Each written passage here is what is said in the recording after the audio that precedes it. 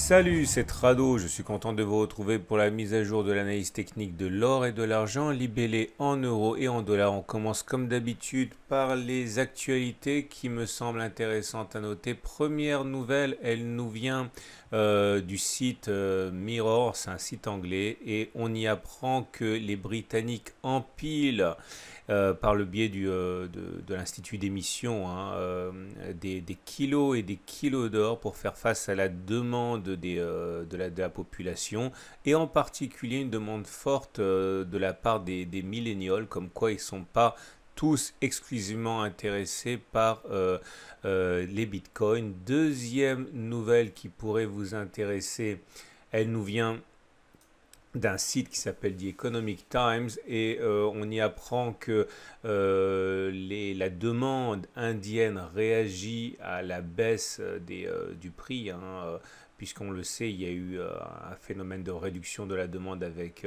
les confinements, et une hausse de la demande de 10 à 20% pour justement témoigner de l'intérêt croissant des populations suite à la baisse des prix. Et dernière information, elle nous vient du Financial Mirror, qui explique que l'argent, selon les spécialistes et les analystes, devrait non seulement superformer l'or cette année en 2021, et il y a un consensus pour une valorisation à près de 30 dollars l'once. On passe à l'analyse de l'or libellé en euros en données hebdomadaires. Pas de changement depuis la dernière analyse. Nous sommes toujours dans une tendance de moyen terme qui est plutôt baissière. La tendance générale est baissière quand on est en dessous de la M20 qui descend. Par contre, la tendance de fond est neutre uniquement puisqu'on est en dessous de la M50, mais celle-ci monte. La zone d'accumulation rationnelle est à 1477, 1492 euros. Si on regarde les données de court terme sur le graphe journalier, là par contre la tendance est beaucoup plus facile à établir. Elle est baissière, que ce soit pour la tendance générale ou que ce soit la tendance de fond, puisqu'on est en dessous de la M20 et de la M50 qui toutes les deux descendent.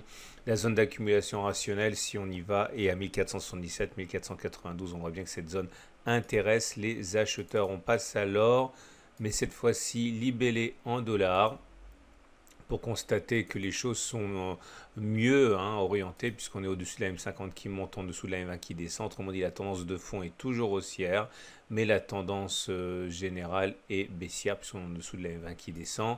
On descend d'unité de temps, on regarde ce que ça donne sur les données journalières, c'est la même chose. La tendance est plutôt baissière, mais pas aussi baissière que pour l'or libellé en euros, puisque nous sommes bien en dessous de la M20 qui descend, bien en dessous de la M50 qui descend, mais la M20 reste quand même pour l'instant au-dessus de la M50. Zone d'accumulation rationnelle, 1748, 1765. Attention, si on y va, il ne faut pas traîner si on est intéressé, comme vous pouvez le voir ici. On a touché au point près la zone avant de rebondir. Que se passe-t-il chez mon partenaire aucoffre.com? Alors, comme d'habitude, si vous vous intéressez à l'investissement en or, vous pouvez investir gramme par gramme. Alors, ça fait partie en particulier d'un lot qui est fractionné.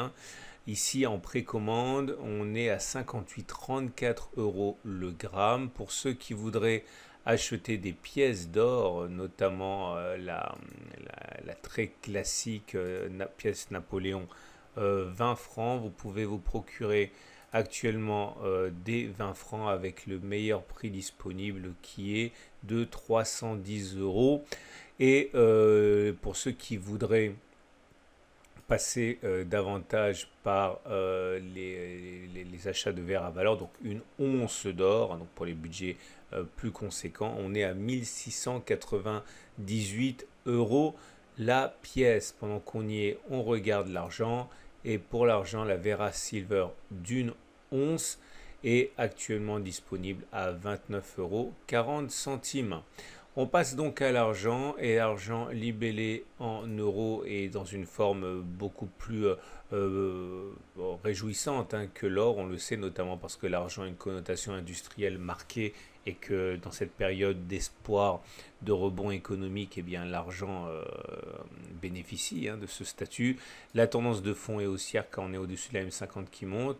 La tendance générale est neutre car on est au-dessus de la M20, mais la M20 descend. Ça, c'est pour le moyen terme.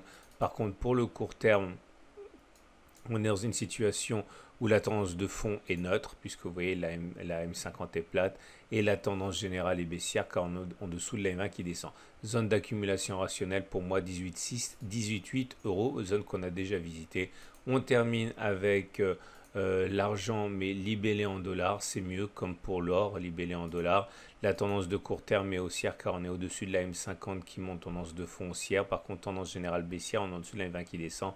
Zone d'accumulation rationnelle pour moi, si on y va, 21,6, 22.